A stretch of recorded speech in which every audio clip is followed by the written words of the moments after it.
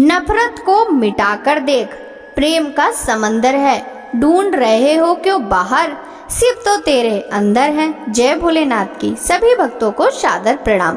भक्तों, आप नियमित प्रातः 5:30 बजे हमारे चैनल पर शिव महापुराण की कथाएं श्रवण करते हैं। साथ ही प्रातः 5 बजे पुरुषोत्तम मास महात्म्य की कथाएं भी श्रवण करते हैं। सभी वारों की कथाएं, तिथि, ज्ञान इत्यादि की जानकारी भी आपको हमारे चैनल के माध्यम से दी जाती है। यदि अभी तक आपने चैनल को सब्सक्राइब नहीं किया है तो अवश्य ही कर ले, साथ ही बेल आइकन भी प्रेस कर ले, जिससे आने वाले हर नए वीडियो का नोटिफिकेशन आपको समय पर मिल सके। शिव महापुराण के कल के अध्याय में आपने शिव के 5 अवतार, शिव जी की अष्टमूर्तियों का वर्णन, अर्धनारीश्वर शिव, ऋषभ देव अवतार का वर्णन, शिव जी द्वारा यज्ञेश्वर अवतारों का वर्णन, नंदीकेश्वर अवतार, नंदी को वर प्राप्ति और विवाह वर्णन, भैरव अवतार, भैरव जी का अभिवादन की कथा का रसपान किया था। भक्तों, आज के इस अध्याय में नरसिंह लीला वर्णन, सरभ अवतार, शिव जी द्वारा नरसिंह के शरीर को कैलाश ले जाना, विश्वानर को वरदान, गृहपति अवतार, गृहपति को शिव जी से वर प्राप्ति, यज्ञेश्वर अवतार, शिव दशावतार, एकादश रुद्रों की उत्पत्ति की कथा का रसपान करेंगे। तो चलिए भक्तों, वीडियो शुरू करते हैं।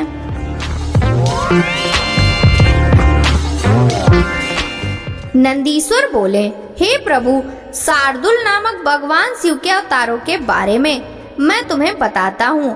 कल्याणकारी भगवान शिव ने एक बार अग्नि के समान जलते हुए सर्व रूप को भी धारण किया था। वैसे तो भगवान शिव अपने भक्तों की रक्षा करने और उनका कल्याण करने हेतु अनेक अवतार धारण करते हैं, जिनकी गणना करना असंभव है। एक बार अपने द्वारपालों जय विजय को दिए गए शाप के कारण वे दोनों द्वितीय पुत्र कश्यप जी के पुत्रों के रूप में उत्पन्न हुए।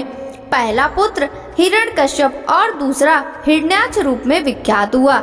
इन दोनों ने घोर तपस्या करके ब्रह्मा जी से वरदान प्राप्त कर लिया और पूरे संसार में उपद्रव करना आरंभ कर दिया। वे किसी से डरते नहीं थे और ऋषि मुनियों और देवताओं के शत्रु बनकर उन्हें सदैव नुकसान पहुंचाते थे।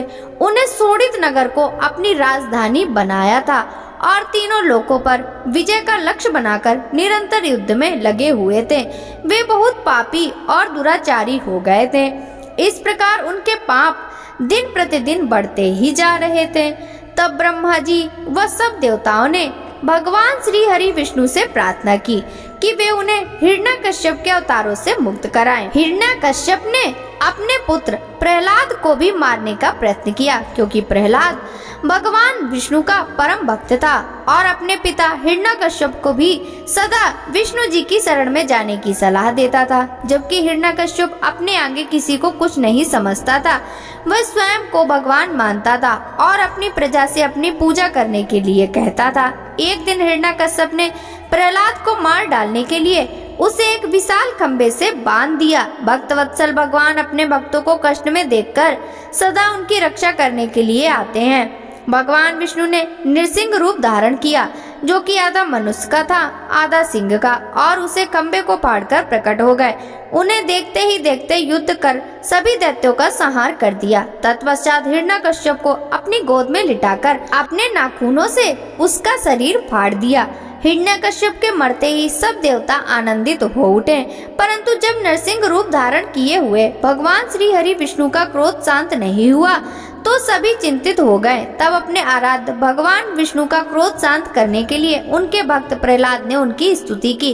प्रहलाद की स्तुति से प्रसन्न होकर विष्णु जी ने उन्हें गले से लगाया, परंतु फिर भी उनके क्रोध की ज्वाला शांत नहीं हुई।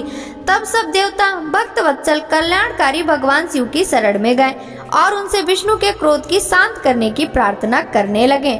उनकी प्रार्थना सुनकर सर्वेश्वर शिव ने कहा, हे देवताओं, आप लोग चिंता का त्याग करके अपने अपने धाम को चले जाइए। मैं भगवान श्री हरि विष्णु को अवश्य शांत करूंगा। तब देवता प्रसन्न होकर अपने धाम को चले गए।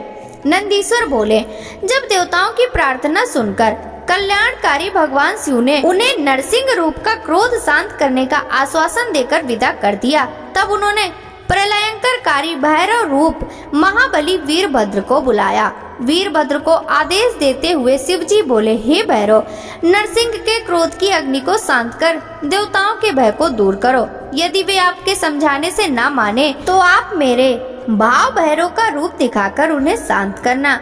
भगवान शिव की आज्ञा का पालन करते हुए भैरव तुरंत ही नरसिंह जी का क्रोध शांत करने के लिए चल पड़े।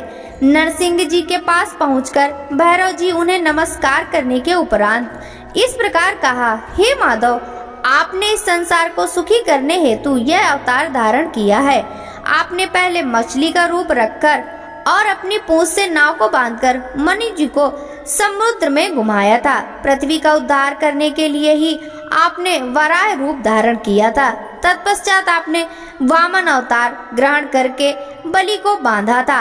अब आप अपने भक्तों के कष्टों को दूर करने के लिए नरसिंह रूप धारण किया है। प्रभु, आप ही सबके दुखों का नाश करने वाले हैं।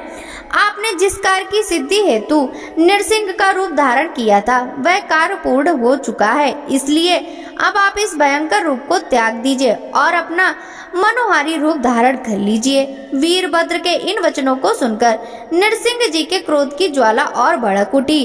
वे बोले, तुम यहाँ से तुरंत चले जाओ, वरना मैं इस पूरे संसार का संहार कर दूंगा। मेरे अंश से ही ब्रह्मा और इंद्र प्रकट हुए हैं, मैं ही सबका स्वामी हूँ। इस प्रकार विष्णु जी के कहे वचनों को सुनकर वीरभद्र को बहुत क्रोध आया। तब वे बोले, क्या आप संसार के संहार करता भगवान शिव को भी नहीं जानते हैं? मैं उन्हीं की प्रेरणा से यहाँ आया हूँ। आप अहंकार का त्याग कीजिए, क्योंकि ना तो आप सृष्टि के सृजन करता हैं, न पोषण करता हैं और न ही संहार करता हैं। उन्हीं परमेश्वर शिव की कृपा से आपके अनेक अवतार धारण करते हैं। आपके कर्म रूपधारी का सिर भगवान शिव की अस्थिमाला की शोभा बढ़ा रहा है। आपके पुत्र ब्रह्मा का 5वां सिर भी मैंने काट लिया है। इस संसार में हर तरफ भगवान शिव की ही शक्तियां फैली हुई हैं। उन भगवान भक्त वत्सल शिव की शक्ति से आप मोहित हो रहे हैं। हे नरसिंह, आप तत्काल ही अपने इस क्रोध को, अहंकार को छोड़कर पुनः अपने शांत रूप में आ जाएं। अन्यथा भगवान शिव की आज्ञा से यहाँ पधारे मुझ भैरव रूपी क्रोधी का व्रज आप पर पड़ेगा, जिससे आप तत्काल मृत्यु को प्राप्त हो जाएंगे। सनत कुमार जी बोले, नंदीश्वर जी, भगवान शिव के अवतार काल भैरव ने जब क्रोधित होकर नरसिंह रूपी धारण किए विष्णु जी को इस प्रकार क्रोध से फटकारा, तब आगे क्या हुआ? उन्होंने भैरव जी की आज्ञा का पालन किया या फिर क्रोधित काल भैरव ने श्री विष्णु जी के नरसिंह रूप का संहार कर दिया? नंदी, आप जल्दी से मेरी इस जिज्ञासा को शांत करिए। महामुने, सनत कुमार जी के इन वचनों को सुनकर नंदीश्वर बोले, भैरव जी के वीरभद्र रूप के इन वचनों को सुनकर नरसिंह जी, जो कि पहले से क्रोध से भरे हुए थे, और अधिक क्रोधित होकर वीरभद्र पर झपट पड़े। तब वीरभद्र ने उन्हें अपनी भुजाओं में कसकर पकड़ लिया। वीरभद्र के इस प्रकार पकड़ने से नरसिंह जी अत्यंत व्याकुल हो उठे। तत्पश्चात वीरभद्र ने उन्हें इसी प्रकार कसके पकड़े रखा और उन्हें लेकर उड़ गए। वे उन्हें उड़ाकर परम पावन शिव धाम ले गए और ले जाकर शिव जी के वाहन वृषभ के नीचे पटक दिया। इस प्रकार जोर से नीचे फेंक दिए जाने पर नरसिंह रूपी भगवान श्री हरि विष्णु व्याकुल हो उठे। यह देखकर सभी देवता और ऋषि मुनि देवादिदेव भगवान शिव की स्तुति करने लगे। भगवान शिव की माया से ग्रसित होकर भगवान श्री हरि विष्णु का शरीर भय से कांपने लगा। भयभीत होकर विष्णु जी नरसिंह अवतार में त्रिलोकीनाथ भगवान शिव की स्तुति करने लगे। वे प्रभु के सामने नतमस्तक होकर खड़े हो गए। नरसिंह भगवान परमेश्वर शिव से परास्त हो गए। उनकी शक्तियां क्षीण हो गई। वीरभद्र भैरव ने नरसिंह की सभी शक्तियों पर अपना अधिकार स्थापित कर लिया। सभी देवता हाथ जोड़कर कल्याण भगवान शिव के यश का गान करने लगे। तब देवताओं द्वारा की गई स्तुति से प्रसन्न होकर महेश्वर शिव बोले, हे देवताओं, अब आपको घबराने अथवा भयभीत होने की कोई आवश्यकता नहीं है। वीरभद्र भैरव द्वारा इस प्रकार विष्णु जी के नरसिंह रूप को पराजित करना एक लीला मात्र है। इससे भगवान श्री हरि विष्णु की महत्ता पर कोई प्रभाव नहीं पड़ेगा। मेरे सभी भक्त मेरे साथ साथ विष्णु जी की भी आराधना किया करेंगे। यह कहकर भगवान शिव नरसिंह जी के शरीर को अपने साथ लेकर कैलाश पर्वत पर चले गए। तभी भगवान शिव ने अपनी मुंड माला में नरसिंह का मुख भी शामिल कर लिया। नंदीश्वर बोले, हे ब्रह्मपुत्र, अब आप शशि मौली भगवान शिव के उस उत्तम चरित्र को सुनिए जिससे उन्होंने विश्व वानर के घर अवतार लिया था। बहुत पहले नर्मदा नदी के किनारे नर्मपुर नामक नगर था। इस नगर में विश्वानर नाम के एक महामुनि रहते थे। वे भगवान शिव के परम भक्त थे और संपूर्ण शास्त्रों के ज्ञाता थे। उनका विवाह सुचिस्मति नामक ब्राह्मण कन्या से हुआ था। वह ब्राह्मण पत्नी अत्यंत पतिव्रता थी और अपने पति विश्वानर की बहुत सेवा करती थी। उसकी इस प्रकार सच्चे हृदय से की गई निष्काम सेवा से प्रसन्न होकर महामुनि विश्वानर ने उसे वरदान देना चाहते थे। उन्होंने अपनी पत्नी से कहा, मैं तुम्हें तुम्हारी इस उत्तम सेवा से बहुत प्रसन्न हूँ, तुम्हें वर देना चाहता हूँ। तुम्हारी जो कामना हो उसके बारे में मुझे बताओ।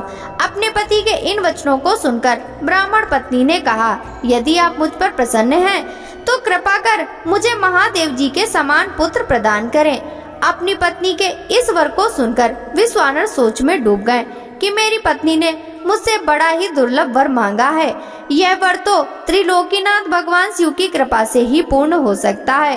तब उन्होंने अपनी पत्नी से कहा, देवी, तुम्हारा यह वर तो भगवान शिव की कृपा से ही पूर्ण हो सकता है, इसलिए मैं भगवान शिव को प्रसन्न करने हेतु उनकी तपस्या करने के लिए जाता हूँ। अपनी पत्नी को तपस्या के बारे में बताकर विश्वानर अपने घर से निकल गए। चलते चलते वे काशी नगरी मणिकर्णिका घाट पर पहुँचे और अपने आराध्य के दर्शन कर उन्होंने अपने जन्म जन्मांतर के पाप नष्ट कर दिए। तत्पश्चात विश्वेश्वर लिंग के दर्शन कर उन्होंने सभी तीर्थ स्थानों में पिंड दान किया और ब्राह्मणों व ऋषि मुनियों को भोजन खिलाया। फिर काशी के कुएं, बावड़ियों और तालाबों में स्नान करने के पश्चात विश्वेश्वर लिंग की पूजा अर्चना में मग्न हो गए। 1 वर्ष तक बिना कुछ खाए पिए विश्वानर ने अद्भुत तपस्या की। 1 वर्ष बीत जाने के पश्चात जब एक दिन विश्वानर पूजा हेतु गए, तब उन्हें लिंग के मध्य भाग से एक सुंदर बालक की प्राप्ति हुई। वह बालक बहुत सुंदर था। उसकी पीली जटाएं थी। उसने सिर में मुकुट लगा रखा था। वह हंस रहा था। ऐसे बालक को पाकर महामुनि बहुत प्रसन्न हुए। उन्होंने भगवान शिव का बहुत बहुत धन्यवाद किया और उनकी स्तुति करने लगे। वह बालक प्रसन्नता पूर्वक बोला, हे ब्राह्मण, मैं तुमसे प्रसन्न हूँ, बोलो क्या वर मांगना चाहते हो। तब विश्वानर बोले, प्रभु, आप तो सर्वेश्वर हैं, सब कुछ जानने वाले हैं। अपने भक्तों के मन की बात भला आपसे कैसे छिप सकती है। तब भगवान शिव ने अपने बाल रूप में ही कहा, विश्वानर, तुम्हारी तपस्या सिद्ध हुई। शीघ्र ही मैं तुम्हारी पत्नी सुचिस्मति के गर्भ से तुम्हारे पुत्र के रूप में जन्म लूंगा।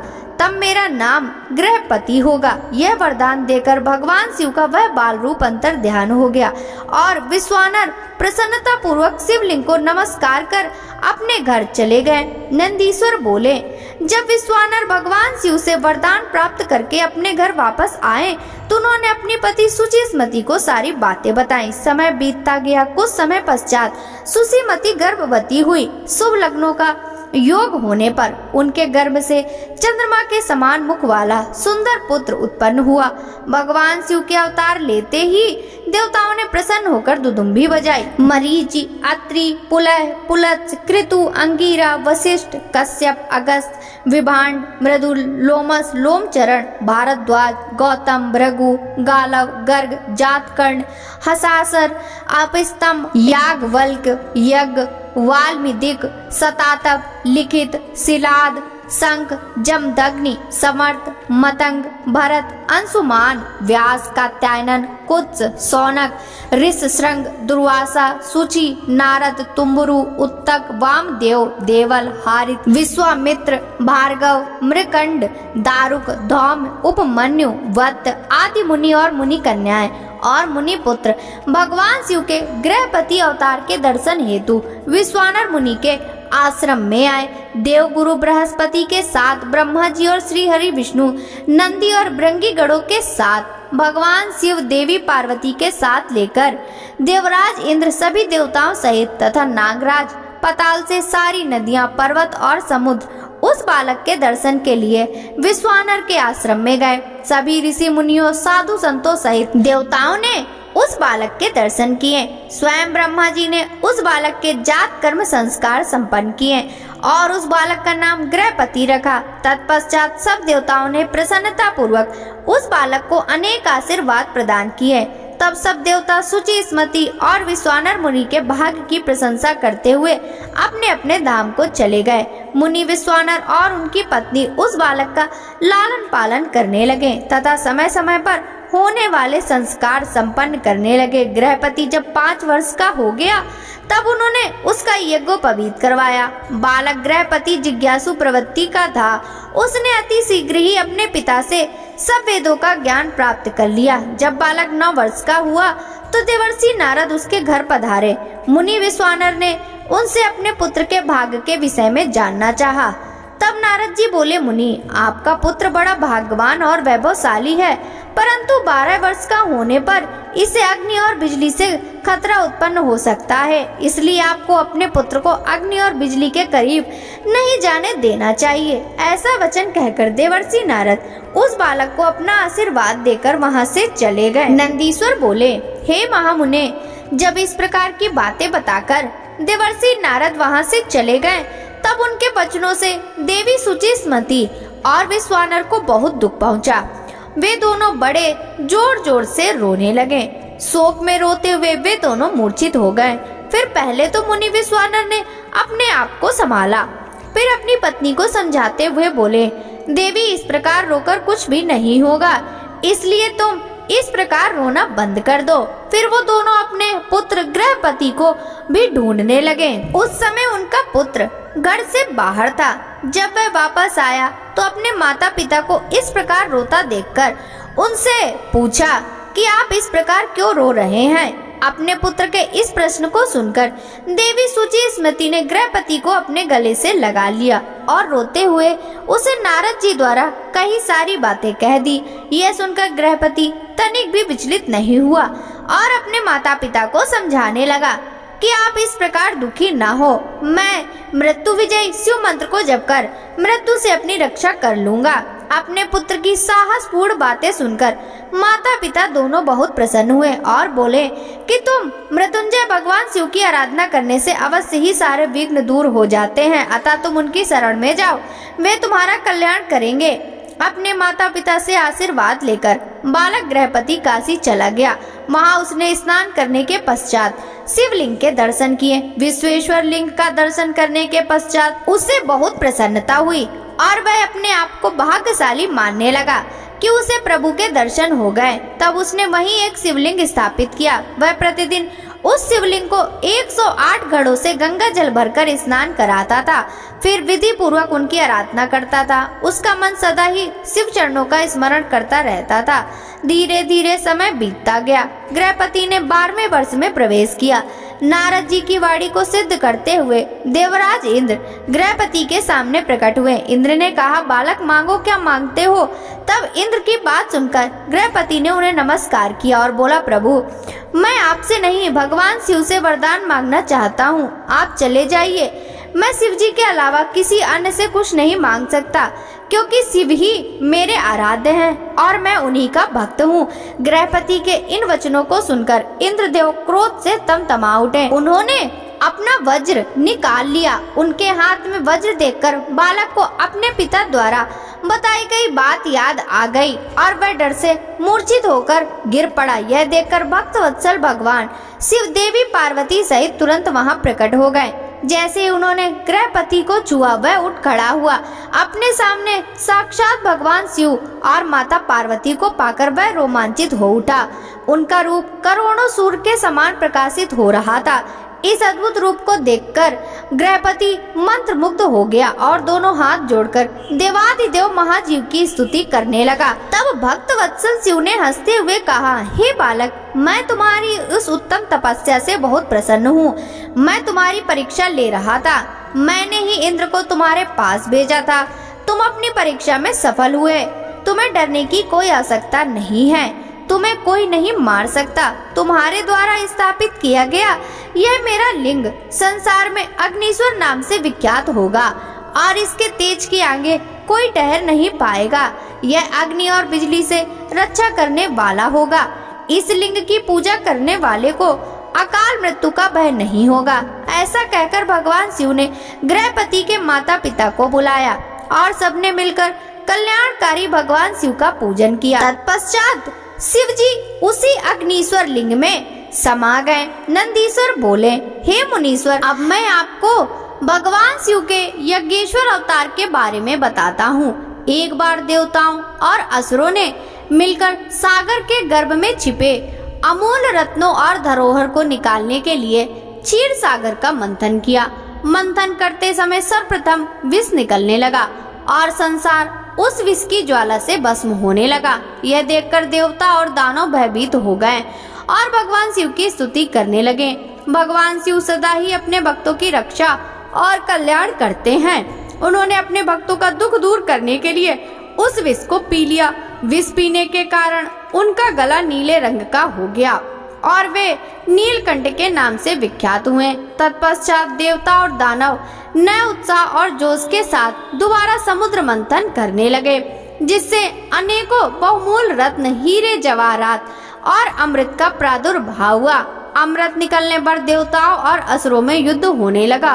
तब राहु नामक असुर अमृत कलश चुराकर भाग खड़ा हुआ। यह दृश्य चंद्रमा ने देख लिया और उसका पीछा किया।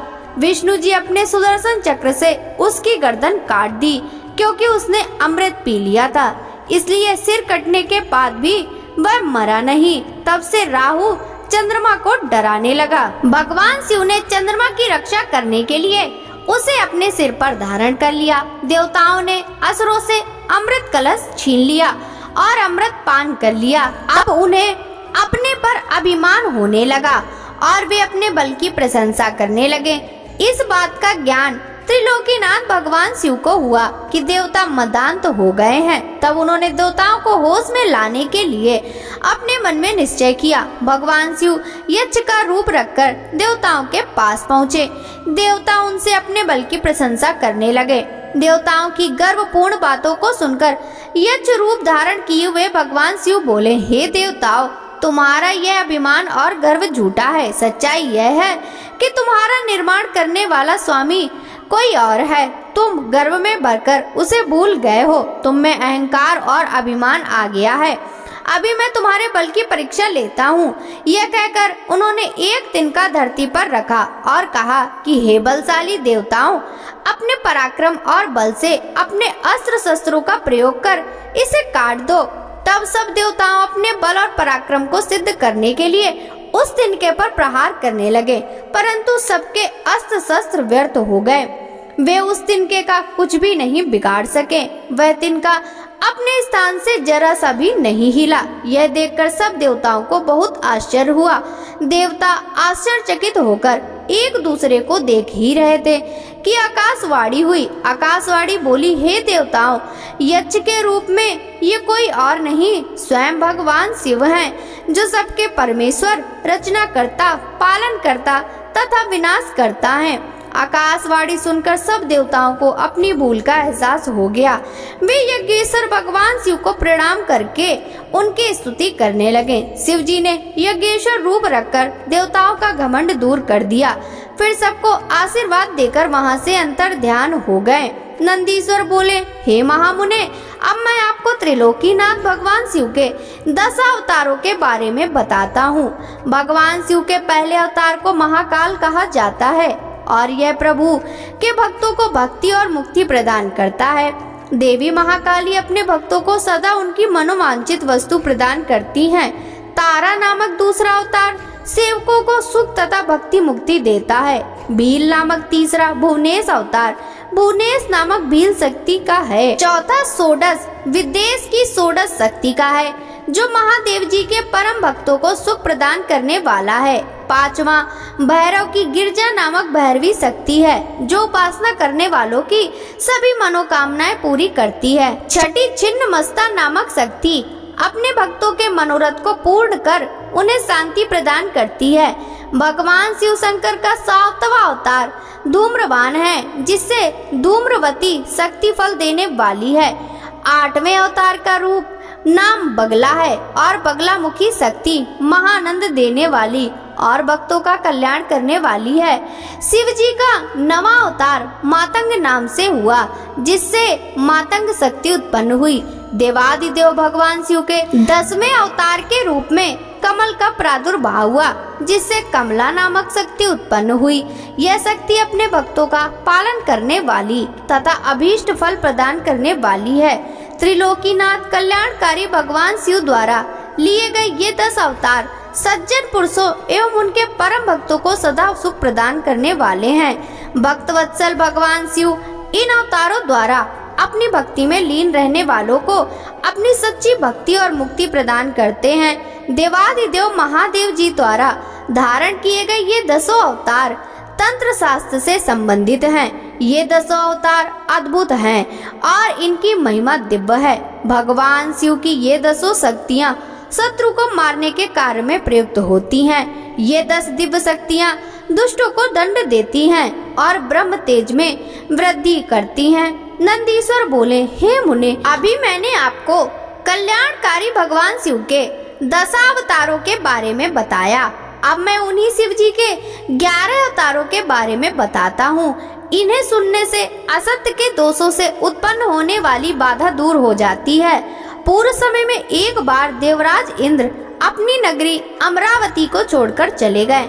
यह देखकर उनके पिता कश्यप ऋषि को बहुत दुख पहुंचा। मुनि कश्यप भगवान शिव के परम भक्त थे। उन्होंने इंद्र को बहुत समझाया कि वह स्वयं काशी नगरी आ गए। वहां उन्होंने पवन पावन गंगा जी में स्नान के पश्चात विश्वेश्वर लिंग के दर्शन किए और उसी के पास एक अन्य शिवलिंग की स्थापना की। उस लिंग की स्थापना कश्यप मुनि ने देवताओं के हित के लिए की थी। फिर वे उस शिवलिंग की नित्य विधि पूर्वक पूजा अर्चना करने लगे और तपस्या में लीन रहने लगे। इस प्रकार दिन बीतते गए। एक दिन प्रसन्न होकर भगवान शिव प्रकट हुए और बोले, हे मुनि कश्यप, मैं आपकी आराधना से प्रसन्न हूँ। मांगो, क्या मांगना चाहते हो, मैं तुम्हारी इच्छा अवश्य पूरी करूँगा। तब भगवान शिव के वचन सुनकर कश्यप मुनि बहुत प्रसन्न हुए और महादेव जी की स्तुति करने लगे। फिर बोले, हे भगवान, मैं अपने पुत्र के दुख से बहुत दुखी हूँ। आप मेरे पुत्र का दुख दूर कीजिए। आप मेरे घर में पुत्र के रूप में उत्पन्न होकर मुझे सुख प्रदान कीजिए। कश्यप मुनि के वर को सुनकर शिव जी ने तथास्तु कहा और वहां से अंतर ध्यान हो गए। तब कश्यप मुनि भी प्रसन्नता पूर्वक अपने घर वापस आ गए। उन्होंने सब देवताओं को अपने वरदान के बारे में बताया, जिसे जानकर सब देवता बहुत प्रसन्न हुए। भगवान शिव अपने द्वारा दिए गए वरदान के फल स्वरूप कश्यप मुनि के यहाँ उनके पुत्र के रूप में जन्मे। कश्यप मुनि ने प्यार से उनका नाम सुरभि रखा। सुरभि के जन्म पर बड़ा उत्साह हुआ। सभी देवता ने प्रसन्न होकर फूल बरसाए। अप्सराएं नृत्य करने लगी तथा चारों दिशाओं में मंगल ध्वनि गूंजने लगी।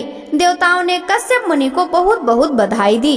तत्पश्चात सुरभि के बड़े होने पर उनसे कपाली, पिंगल, भीम, विरूपाक्ष, विलोहित, शास्ता, अजपाद, आपिर्बुद्ध, शंभु, चंड तथा भव नामक 11 रुद्रों ने जन्म लिया। इन 11 रुद्रों ने देवताओं की रक्षा करने तथा उनका हित करने हेतु अनेकों असुरों का वध किया। फिर उन्होंने दैत्यों द्वारा अधिकृत किया स्वर्ग का राज वापस ले लिया और उस पर फिर से देवराज इंद्र का राज हो गया। ये 11 रुद्र आज भी देवताओं की रक्षा करने के लिए स्वर्ग में विराजमान रहते हैं। भक्तों, आगे की कथा का वृतांत हम कल के अध्याय में श्रवण करेंगे। शिव महापुराण की यह कथा यदि आपको अच्छी लगी हो तो इस वीडियो को लाइक कर ज्यादा से ज्यादा भक्तों के साथ शेयर कीजिएगा, जिससे महादेव की कृपा दृष्टि सदा सर्वदा सभी पर बनी रहे। साथ ही वीडियो के कमेंट बॉक्स में हर हर महादेव जरूर लिखिएगा। आपसे मिलते हैं शिव महापुराण के अगले अध्याय की कथा के साथ। सभी भक्तों को हरे कृष्णा, राधे राधे, हर हर महादेव।